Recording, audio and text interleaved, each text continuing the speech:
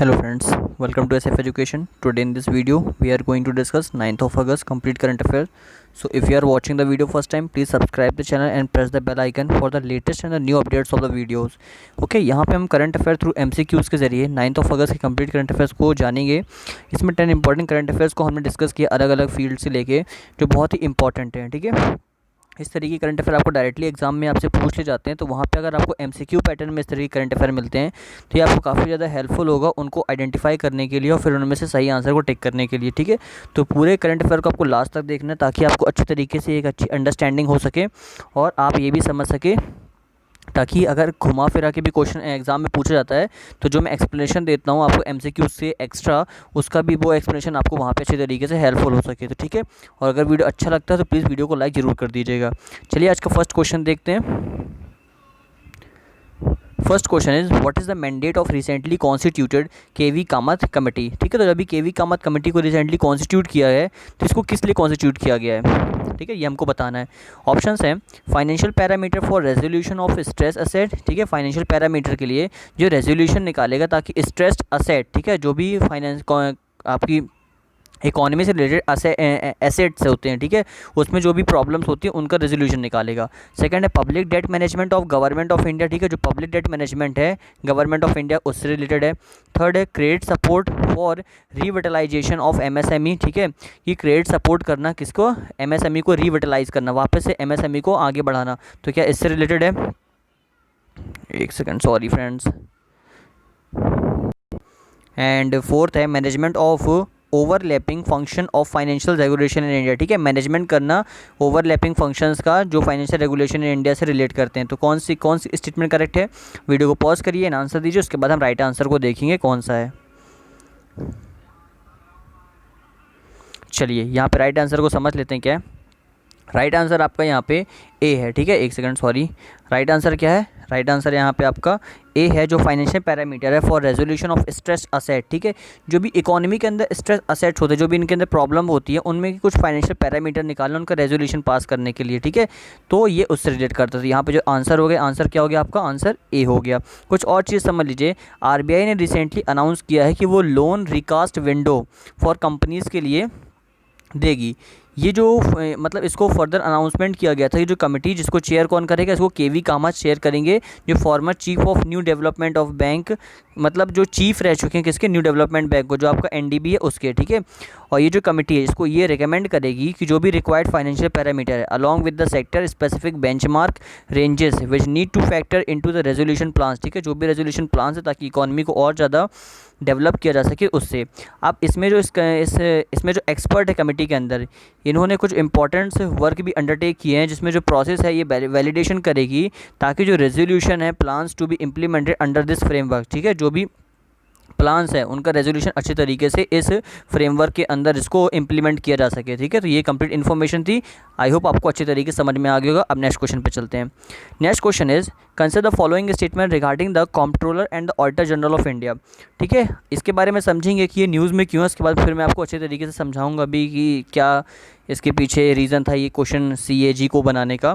पहले आप समझ लीजिए, ठीक है, इसका आंसर दीजिए, उसके बाद समझते हैं। फर्स्ट स्टेटमेंट है the CAG of India can be remove on the ground of proved misbehaviour और इनकैपेसिटी। ठीक है, जो कैग को है उसको, मतलब जो इंडिया का जो कैग होता है, जो controller and auditor general of India कहते हैं, इसको रिमूव किया जा सकता है जब उसका मिसबिहेवियर होगा। ठीक है, सेकंड है शी और he is not eligible for further office under either the government of India और एनी स्टेट आफ्टर शी और he has cease to hold the office of CAG. ठीक है, मतलब क्या है कि जो शी और ही, वो जो शी या ही है, अगर कोई भी कैग है, चाहे वो शी है या ही है, वो एलिजिबल नहीं होता है अगर मतलब जो या तो गवर्नमेंट ऑफ इंडिया के अंदर हो या फिर स्टेट गवर्नमेंट के अंदर हो, अगर वो एक बार सीज हो चुका है उसका ऑफिस। ठीक है, तो कौन सी स्टेटमेंट करेक्ट है। ऑप्शन है only 1, only 2, both 1 and 2 and neither 1 not 2। Video को पॉज करिए, आंसर दीजिए। चलिए यहाँ जो राइट आंसर है ये आपका ऑप्शन सी है। Option see that the mean first statement आपकी करेक्ट है कि जो कैग है उसको उसके मिसबिहेवियर और इनकैपेसिटी के कारण रिमूव किया जा सकता है। और सेकंड है अगर शी और ही कोई इन दोनों में से, वो गवर्नमेंट ऑफ इंडिया का हो चाहे स्टेट गवर्नमेंट का, दोनों में से एक बार अगर उसको सीज कर दिया गया है तो वो कोई भी ऑफिस, वो अपना मतलब कैग जो है वो किसी भी ऑफिस को वापस से उसको वो एलिजिबल नहीं रहता है कि वो उस ऑफिस में वर्क करे, ठीक है। तो ये कंप्लीट इन्फॉर्मेशन थी। अब इसके बारे में कुछ इंपॉर्टेंट चीज़ें मैं बताता हूँ आपको। अब ये न्यूज़ में इसलिए था क्योंकि रिसेंटली जम्मू एंड कश्मीर के जो आपके वहाँ का जो लेफ्टिनेंट होते हैं, ठीक है, जो आपका यूटीज़ लेफ्टिनेंट होते हैं, वो चेंज करके अभी जो कैग मतलब वहाँ पे जो हमारे यहाँ के controller auditor general of India थे उनको वहाँ गवर्नर बना दिया गया है, और जो वहाँ की गवर्नर थे, सॉरी, जो वहाँ के लेफ्टिनेंट थे उनको क्या बना दिया गया है, एक कैग की पोस्ट दे दी गई। इसलिए न्यूज़ में था, इसलिए इसके ऊपर हमने फैक्चुअल क्वेश्चन बनाया है। अब जो आर्टिकल 148 है कॉन्स्टिट्यूशन का, ये रिलेट करता है किससे, कैग से रिलेट करता है, और इसको रिमूव किया जा सकता है किसके मैनर में, अगर ये जो इसका जो ग्राउंड है जैसे जज ऑफ सुप्रीम कोर्ट, ठीक है, मतलब आपको ये याद रखना है कि जो controller and auditor general of India है ये shall only remove from office in like manner and on the like ground as a जज ऑफ द सुप्रीम कोर्ट। जिस तरीके से जज ऑफ सुप्रीम कोर्ट का डिस्क्वालिफिकेशन होता है उसी तरह इनको भी इनकी पोस्ट से हटाया जाता है, ठीक है। तो ये इंपॉर्टेंट फैक्ट है, ये आपको याद रखना है, जो ग्राउंड ऑफ प्रूव्ड मिसबिहेवियर और इनकैपेसिटी के कारण इनको हटाया जाता है। अब इनका जो क्लॉज 4 है आर्टिकल 148 का, ये बोलता है कि जो controller auditor general of India है शैल नॉट बी एलिजिबल, ये एलिजिबल नहीं होंगे for further office either under the government of India, चाहे गवर्नमेंट ऑफ इंडिया के अंदर हो या फिर गवर्नमेंट ऑफ स्टेट, किसी एनी स्टेट के हो, after he has cease to hold his office, अगर उन्होंने मतलब वो अपनी ऑफिस को क्या कर चुके हैं, सीज्ड कर चुके हैं, तो इसके बाद वो किसी भी ऑफिस को होल्ड नहीं कर पाएंगे। तो ये कंप्लीट इन्फॉर्मेशन थी, आई होप आपको ये अच्छे तरीके से समझ में आ गया होगा। अब नेक्स्ट क्वेश्चन पे चलते हैं। Next question is which one of the following is a famous painting for Abanindranath Tagore. Abanindranath Tagore की कौन सी फेमस पेंटिंग है, ठीक है, ये अभी न्यूज़ में थे, अब इसके ऊपर हम डिस्कस करेंगे और भी इंपॉर्टेंट फैक्ट्स। फिलहाल इसका आंसर बताइए। ऑप्शंस हैं भारत माता, सेकंड है Shakuntala looking for Dushyant, third है Darjeeling and fog, and fourth है बंगाल पेंटिंग। सो वीडियो को पॉज करिए, आंसर दीजिए कि कौन सा राइट आंसर है यहाँ पे। चलिए, यहाँ जो आपका राइट आंसर है ये आपका ऑप्शन ए भारत माता की इन्होंने जो पेंटिंग बनाई है ये इनकी एक फेमस पेंटिंग है, ठीक है। इसके बारे में समझ लीजिए, फिर मैं आपको पेंटिंग भी दिखाता हूँ किस तरीके की वो पेंटिंग दिखती है। भारत माता ये अवनिंद्र नाथ टैगोर जो है इन्होंने 1905 में डिपिक्ट किया था एक सैफ्रॉन क्लैड वुमेन को, ठीक है, जिसमें जो ड्रेस लाइक साध्वी, जो साध्वी की तरह जो दिखती है, और इन्होंने अपने हाथ में एक बुक होल्ड करके रखी है, शीव्स ऑफ पैडी, जिन्होंने जो पैडी की जो सीव्स है उनको लेके रखा है, and piece of white cloth and garland in her 4 hands, ठीक है, मतलब इनके जो 4 हाथों में वाइट कलर की क्लोथ्स हैं पहने हुए हैं। साथ ही साथ जो दार्जिलिंग एंड जो फॉग है इसको क्रिएट किया गया था 1945 में, किसके द्वारा, नंदल बोस के द्वारा। तो याद रखना है, देखिए पेंटिंग काफ़ी इंपॉर्टेंट है, ये भी पता होना चाहिए कि कौन सी किसके द्वारा रखी गई है। भारत माता तो आपका अवनिंद्र नाथ टैगोर हो गया, साथ ही जो दार्जिलिंग एंड फॉग है इसको नंदन लाल बोस ने 1945 में किया गया था, ठीक है, तो ये भी इंपॉर्टेंट हो जाती है। और शकुंतला जो लुकिंग फॉर दुष्यंत है इसको 1870 में किया गया था, किसके द्वारा, राजा रवि वर्मा के द्वारा। और साथ साथ जो डिसेंट ऑफ जो गंगाज हैं, एक इंपॉर्टेंट मैं आपको यहाँ पे बता देता हूँ, ये भी आप याद कर सकते हो, जो एग्जाम में पूछा जा सकता है। जो डेसेंट ऑफ द गंगाज है और जिसको अर्जुन पीनेंस कहा जाता है, इसको पोर्ट्रेट किया गया था in stone at the Pallava heritage site in Mahabalipuram, ठीक है, महाबलीपुरम के अंदर इसको भी क्या किया गया था, इस हेरिटेज साइट जो वहाँ पे है उसको वहाँ पे डिपिक्ट किया गया था। तो ये कंप्लीट इन्फॉर्मेशन थी, आई होप आपको इसका आंसर समझ में आ गया होगा, ठीक है। याद रखिएगा इसका आंसर क्या है, इसका आंसर आपका ए है। अब नेक्स्ट क्वेश्चन पर चलते हैं। नेक्स्ट क्वेश्चन में जाने के पहले आप ये देख लीजिए, इस तरीके की भारत माता की जो पेंटिंग है इस तरीके की दिखती है, जिसको वो आपके अवनिंद्र नाथ टैगोर जी ने डिपिक्ट किया गया था। अब नेक्स्ट क्वेश्चन पे चलते हैं। Next question is consider the following statement regarding the handloom mark. Handloom mark के ऊपर 2 स्टेटमेंट नहीं, बताना कौन सी स्टेटमेंट करेक्ट है। फर्स्ट है it provide a guarantee for the buyer that the product being purchase is genuinely hand woven in India, ठीक है, मतलब ये जो हैंडलूम मार्क होते हैं ये प्रोवाइड कराते हैं गारंटी कि अगर कोई भी मतलब बायर के लिए कि ये जो प्रोडक्ट होते हैं ये परचेज़ किए जाएंगे, मतलब इनको परचेज़ किया गया है genuinely hand woven in India, ठीक है, जो women in India, sorry women नहीं, वुमेन इंडिया, मतलब इसको जनरली जो इंडिया में जो वुमेन किया जाता है, मतलब जो बुना जाता है उसके ज़रिए इसको परचेज़ किया जाता है। ये फैक्ट्री में कहीं बन के नहीं आते हैं, ठीक है, डायरेक्टली इसको हैंड वुमेन किया जाता है, हाथ से बनाया जाता है, उस तरीके से इनके ऊपर इनको ख़रीदा जाता है। सेकेंड है handloom mark scheme is implemented by a statutorily established textile committee, ठीक है, जो हैंडलूम मार्क की स्कीम है इसको इम्प्लीमेंटेड किया गया था जो आपका स्टैचुटरली, ठीक है, एस्टैब्लिश टेक्सटाइल कमेटी के द्वारा। तो कौन सी स्टेटमेंट करेक्ट है, ऑप्शन है only 1, only 2, both 1 and 2 and neither 1 not 2। Video को पॉज करके आंसर दीजिए, फिर इसके बारे में डिस्कस करते हैं। चलिए समझ लेते हैं अगर आप काफ़ी समय से न्यूज़ देख रहे हैं तो हैंडलूम मार्क के बारे में काफ़ी पुराना क्वेश्चन है ये। यहाँ पर जो राइट आंसर है ये आपका ऑप्शन सी है।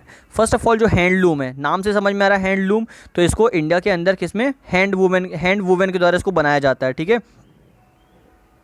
मतलब इसको हाथों से बुन के इस तरीके की जो कारीगरी की जाती है। सेकंड है हैंडलूम मार्क स्कीम, इसको इम्प्लीमेंटेड किया गया था स्टैच्यूटरी एस्टैब्लिश टेक्सटाइल कमेटी के द्वारा, तो ये भी स्टेटमेंट आपकी करेक्ट हो जाती है। कुछ और इंपॉर्टेंट फैक्ट इसके बारे में अगर जानेंगे तो जो टेक्सटाइल कमेटी एक्ट है ये 1963 में लाया गया था, ठीक है, जिसके अंदर जो टेक्सटाइल कमेटी है ये एक स्टैच्यूटरी बॉडी के अंदर वर्क करती है, किसके अंदर, टेक्सटाइल कमेटी एक्ट के अंदर, ठीक है। तो ये इंपॉर्टेंट था।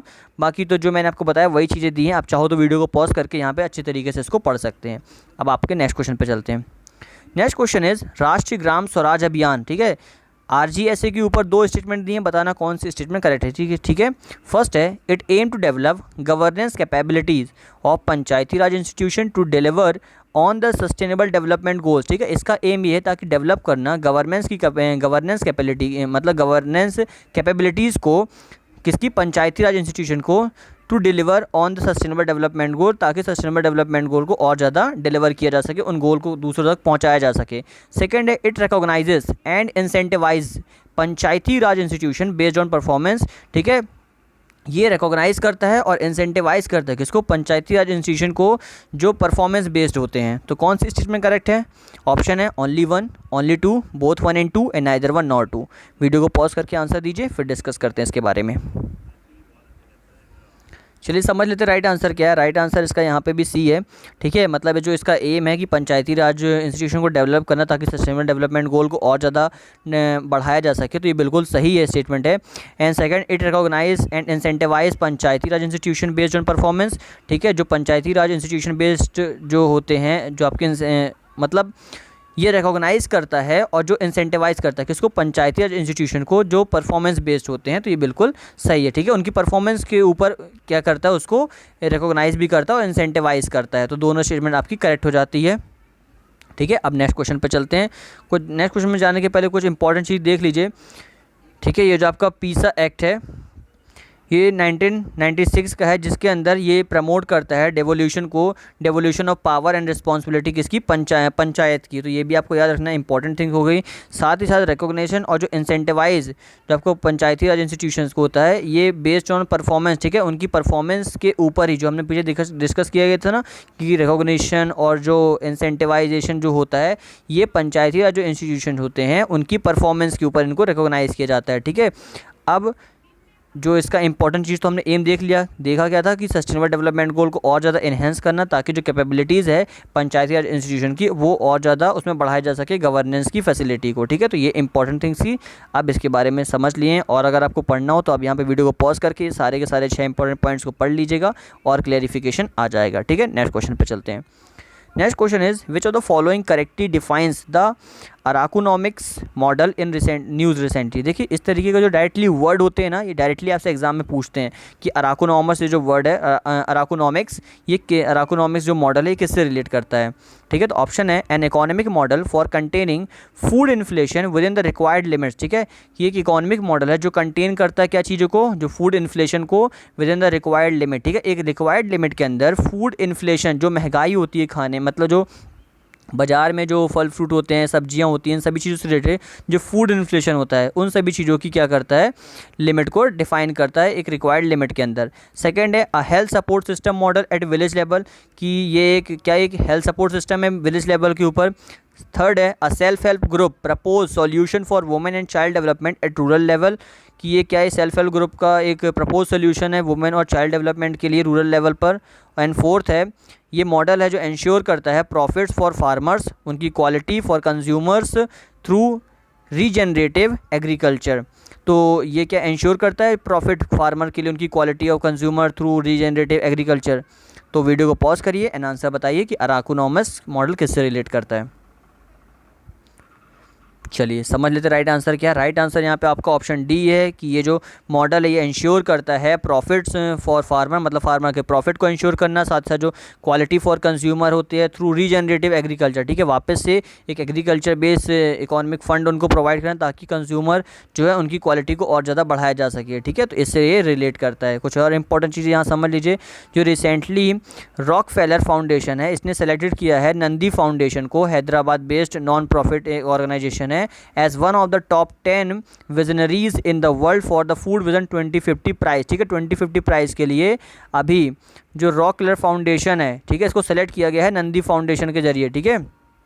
मतलब जो रॉकफेलर जो फाउंडेशन है इसने सेलेक्ट किया किसको, नंदी फाउंडेशन को, फूड विजन 2050 प्राइज़ के लिए। तो ये याद रखना, ये भी पूछा जा सकता है कि अभी किसको सेलेक्ट किया गया है, तो ये नंदी फाउंडेशन को सेलेक्ट किया गया है।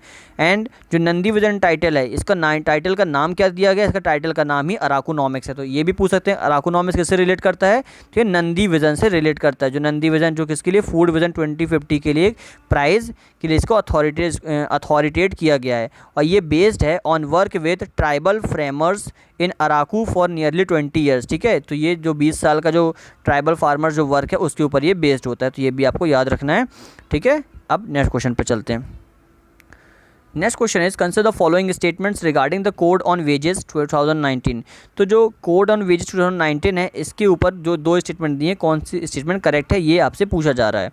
फर्स्ट स्टेटमेंट है द सेंट्रल गवर्नमेंट में set different floor wages for different geographical areas, कि जो सेंट्रल गवर्नमेंट होती है वो सेट कर सकती है different floor wages for different geographical areas के लिए, मतलब अलग अलग जो जोग्राफिकल एरियाज़ है उनके लिए अलग अलग वेजेस सेलेक्ट किए जा सकते हैं। सेकंड है जो मिनिमम वेजेस डिसाइडेड किया जाता है बाय द सेंट्रल और state government must be higher than the floor wage, कि जो मिनिमम वेज डिसाइड जो किया गया है किसके द्वारा, सेंट्रल और जो स्टेट गवर्नमेंट के द्वारा, वो हमेशा हायर होना चाहिए किससे, फ्लोर वेज से। तो कौन सी स्टेटमेंट करेक्ट है, वीडियो को पॉज करके आंसर दीजिए।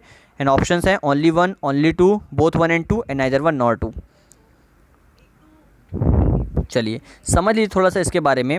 इंपॉर्टेंट थिंग क्या है, जो कोड ऑन वेजेस 2019 है इसने रिप्लेस किया है 4 लॉज को, ठीक है। उसके बाद इसको लाया गया है जो पेमेंट ऑफ वेजेस एक्ट 1936 है इसको रिप्लेस किया है, मिनिमम वेजेस एक्ट 1948 इसको रिप्लेस किया है, साथ ही जो पेमेंट ऑफ बोनस एक्ट है 1965 इसको रिप्लेस किया, एंड इक्वल रेम्यूनरेशन एक्ट 1976 इसको रिप्लेस किया है। और ये जो as per the code central government will fix a floor wage, ठीक है, इसमें सेंट्रल गवर्नमेंट क्या करेगी, फ्लोर वेज को फिक्स करेगी and taking into account living standard of workers, ठीक है, ताकि जो एक लिविंग स्टैंडर्ड हो किसका, वर्कर का, वो बना रहे, ठीक है। और it may be set different floor wages for different geographical areas, मतलब अलग अलग ज्योग्राफी के जो एरियाज होते हैं उसके हिसाब से उनकी वेजेस अलग रहेगी। मतलब जहाँ पे ज्योग्राफिकल एरियाज काफ़ी हाई है तो वहाँ पे वेजेस भी ज़्यादा होने चाहिए, ठीक है। जहाँ ज्योग्राफिकल एरिया कम डेवलप है तो वहाँ पे वेजेस क्या होंगी, थोड़ा बहुत लो होंगी। और ये जो कोड है ये प्रोहिबिट करता है एम्प्लॉयर को from paying wages less than the minimum wage, ठीक है, कि जो एम्प्लॉयर हैं उनको जो वेज मतलब जो उनको एक महंगाई, मतलब जो भत्ता दिया जाता है जो उनकी कमाई का, ठीक है, जो मतलब जो उनकी सैलरी उनको दी जाती है वो कम नहीं होना चाहिए किससे, मिनिमम वेजेस से। तो एक मिनिमम वेज जो सेंटर द्वारा क्राइटेरिया सेट किया गया उससे कम तो होना ही नहीं चाहिए। तो ये कंप्लीट इन्फॉर्मेशन थी जो यहाँ पे दोनों चीज़ें दी गई हैं, तो आपको अच्छी तरीके से समझ में आ गया होगा। इसलिए इसका राइट आंसर क्या हो गया, सी हो गया, कि मिनिमम वेज जो डिसाइड होगी वो सेंट्रल और स्टेट गवर्नमेंट के द्वारा होगी और वो हमेशा हायर होना चाहिए किससे, फ्लोर वेज से, जो सेंट्रल डिसाइड करता है। एंड जो ज्योग्राफिकल एरियाज है उसके लिए अलग अलग क्या होती हैं, अलग अलग वेजेस सिस्टम होते हैं। चलिए नेक्स्ट क्वेश्चन पे चलते हैं। Next question is which of the following is और आर करेक्टली मैच, इनमें से कौन सा करेक्टली मैच है। फर्स्ट है फॉल्कन आइलैंड जो साउथ अटलांटिक ओशन में फॉल करता है क्या। सेकंड है जाफाना श्रीलंका में फॉल करता है। फिर एशेंसन आइलैंड इंडियन ओशन में फॉल करता है। ऑप्शंस हैं 1 and 2, 2 and 3, 1 and 3 and all of the above. Video को पॉज करके आंसर दीजिए। चलिए समझ लेते हैं राइट आंसर क्या है। राइट आंसर यहाँ पे आपका ऑप्शन ए है। Option A is your right answer. Falcon जो आइलैंड है ये साउथ अटलांटिक ओशन में फॉल करता है। ये काफ़ी इजी था और उससे भी ज़्यादा इजी आपका जाफाना था। जाफाना तो श्रीलंका के ऊपर, जो श्रीलंका का इस तरीके का भाग है इसके ऊपर ये जो इधर का एरिया है, ठीक है, जहाँ पे काफ़ी तमिलियन कम्युनिटी बिलोंग करती है, ये जो एरिया है इसको आप जाफाना के नाम से इसको जानते हैं, ठीक है।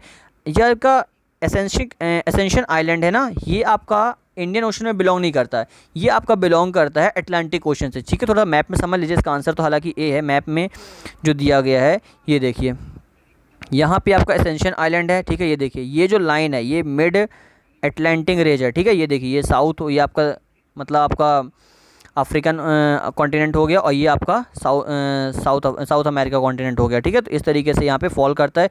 ये आपका एसेंशियल आइलैंड हो गया, इधर पे आपका ईस्टर आइलैंड हो गया, ठीक है। ये आपका एसटी हेलेना हो गया। तो कुछ इंपॉर्टेंट थिंग भी आप याद रख सकते हैं, ठीक है। तो ये इंपॉर्टेंट था। अब नेक्स्ट क्वेश्चन पे चलते हैं।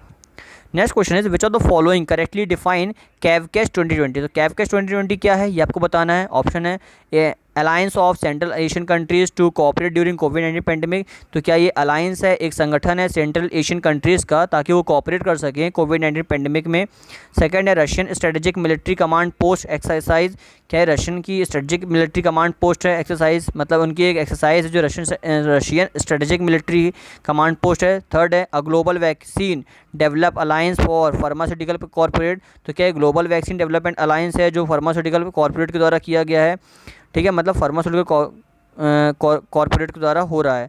थर्ड है फोर्थ है Russian economic forum for development of it's far east region.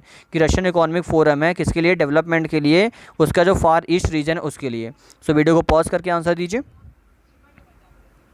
चलिए राइट आंसर देख लेते हैं। राइट आंसर इसका ऑप्शन बी है। ये जो आपका कैवकेस 2020 है रशियन की स्ट्रेटेजिक मिलिट्री कमांड पोस्ट है एक्सरसाइज है, ठीक है। तो ये आपको याद रखना है। अभी जो कैवकेस 2020 है इसको रेफर्ड किया गया एज अ कॉकेसस 2020। ये Russian strategic military command post exercise जो शेड्यूल की जाएगी आपकी सितंबर 2020 में, ठीक है। इसको आपको याद रखना है। और इनमें जो इनविटेशन फॉर पार्टिसिपेशन के लिए जो कैवकेस 2020 है has been extended to at least 18 countries को इंक्लूड किया गया है। इसमें चाइना, ईरान, पाकिस्तान, तुर्की, apart from other central Asian republican part of the आपका जो SCO जिसको संघाई कॉर्पोरेशन ऑफ इंडिया कहते हैं। तो इसमें भी 18 कंट्रीज़ इस तरीके से पार्टिसिपेट करेंगे, ठीक है। तो ये आपको याद रखना है। अब ये न्यूज़ में इसलिए था क्योंकि इंडियन मिलिट्री जो कंटिजेंट रिसेंटली उसने मार्च किया है at the Victory Day parade at Red Square in Moscow to mark the 75th anniversary of the World War second, ठीक है। तो वर्ल्ड वॉर सेकेंड की जो 75th एनिवर्सरी है इसको मतलब सेलिब्रेट करने के लिए मॉस्को की तरफ हमारी जो इंडियन मिलिट्री ये कंटिजेंट इन्होंने वहाँ पे विक्ट्री डे परेड में मार्च किया, ठीक है। इसलिए ये न्यूज़ में था।